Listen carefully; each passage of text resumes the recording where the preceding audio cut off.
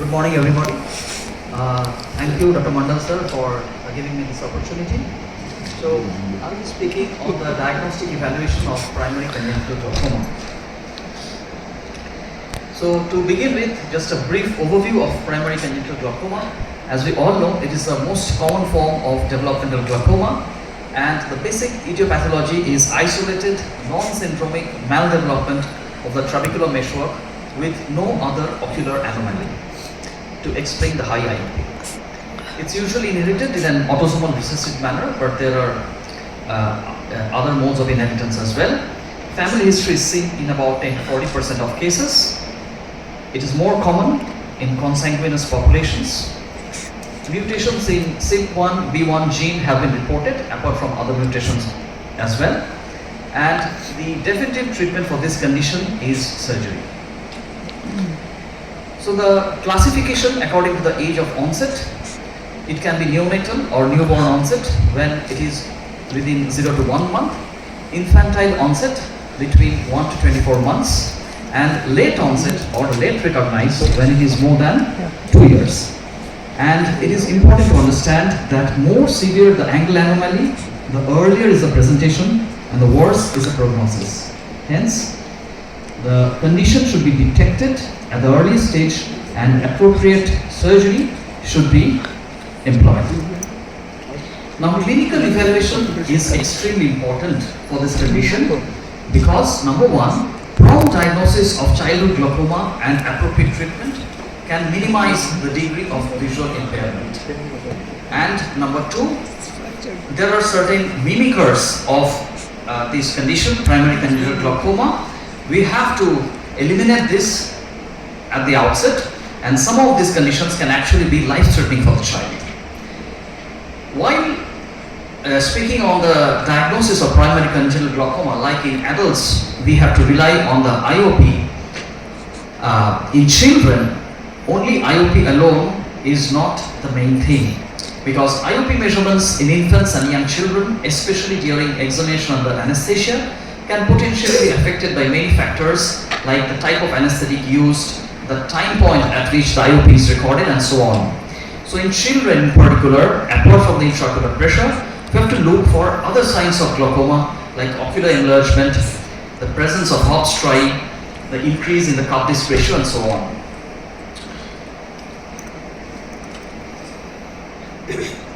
The aims of evaluation are to confirm the diagnosis, to discriminate between primary and secondary developmental glaucoma, establish baseline parameters, to assess the severity and prognosis, to rule out any other ocular and systemic comorbidities, and in particular to rule out space-occupying lesions like retinoblastoma, which can sometimes mimic primary congenital glaucoma. So in the history, first of all, we have to document the age of onset of symptoms, the classical symptoms like epiphora, photophobia, and blepharospasm, and as well as corneal haze and opacification.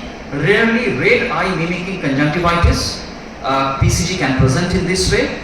We have to document family history like parental consanguinity, presence of glaucoma in the siblings, gestational history like rubella, and delivery history, example use of forceps, because there can be signs which can mimic primary congenital glaucoma in these situations.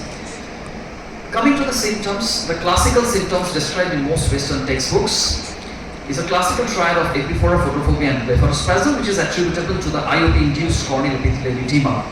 However, in the Indian subcontinent, large eyeball size and hazy eyes from corneal edema may be the more common presenting features, and a rare presentation can be acute corneal hydrops. So the vision has to be assessed according to age-appropriate methods.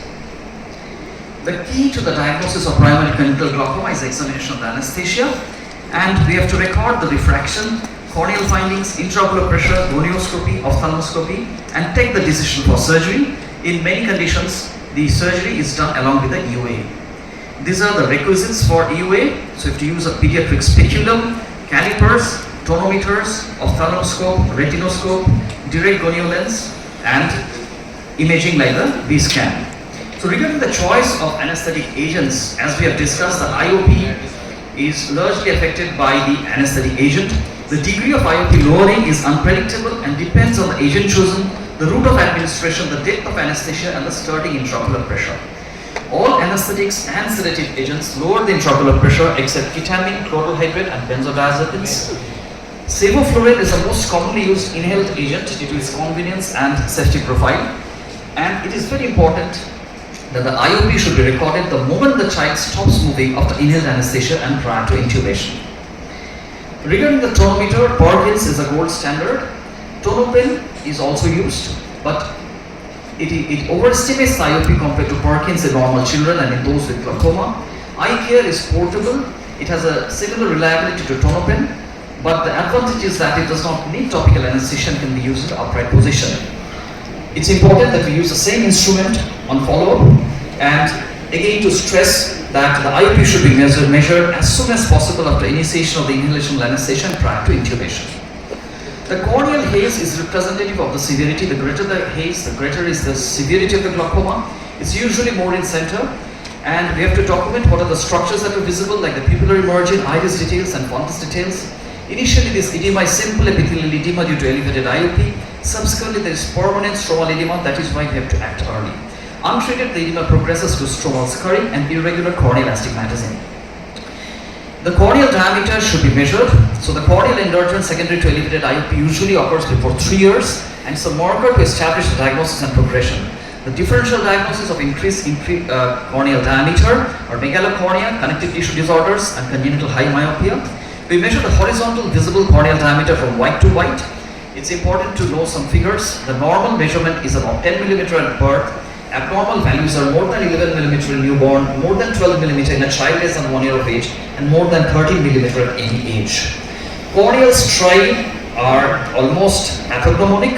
So hub striae are concentric to the limbus in periphery, and they're more typically horizontal centrally near or across the visual axis. The breaks in the descendants membrane due to forceps injury can sometimes mimic these lines, but these are vertical, unilateral, central, and the child has normal corneal diameter, and often they have periocular bruising due to the forceps injury. Gonioscopy, we know that the normal angle development occurs by the posterior sliding of the ciliary body from the Schwalbe line from the 5th month to the scleral spur, that's 5th month to the 9th month. And in the normal newborn eye, the iris has recessed beyond the scleral spur, so the scleral spur is visible only as a whitish band. But in contrast, in PCG, the iris insertion is higher, the peripheral iris inserts the trabecular mesh, and the scleral spur is not visualized. The optic disc and the fundus should be assessed. So in the optic disc, we have to note the cupping and the focal areas of rim loss. A cup disc ratio of more than 0.3 in an infant and more than 0.5 in an older child is suspicious. Striking reversal of cupping may result with IOP reduction after successful glaucoma surgery, unlike in adults. And in the retina, we should do an indirect ophthalmoscopy to rule out choroidal hemangioma, pigmentary retinopathy. So these are some of the other causes that can present as childhood glaucoma. So pachymetry is probably not as important as in adult glaucoma, but we know that it can influence the accuracy of the Goldman appellation tonometry. It can artificially overestimate or underestimate the true IOP, but the definitive role of pachymetry in the evaluation of childhood glaucoma is uncertain.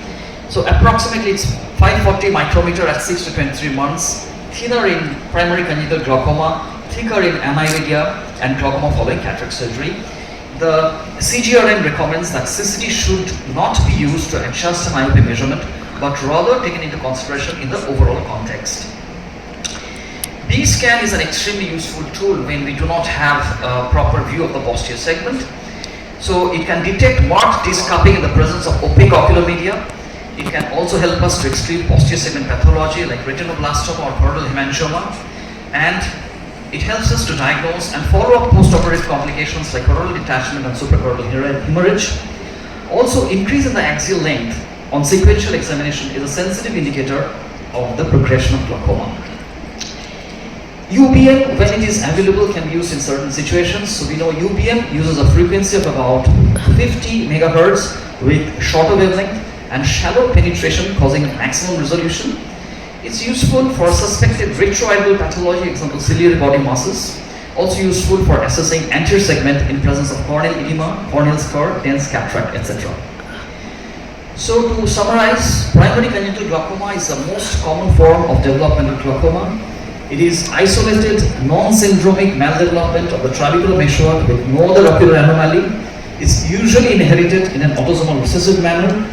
In the history, we have to know the family history, any consanguineous marriage, and the age of onset of symptoms.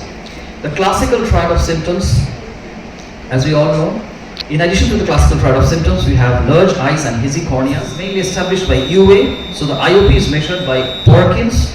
We have to note the corneal diameter, corneal haze, Hub strike, gonioscopy, disc cupping, and fundus.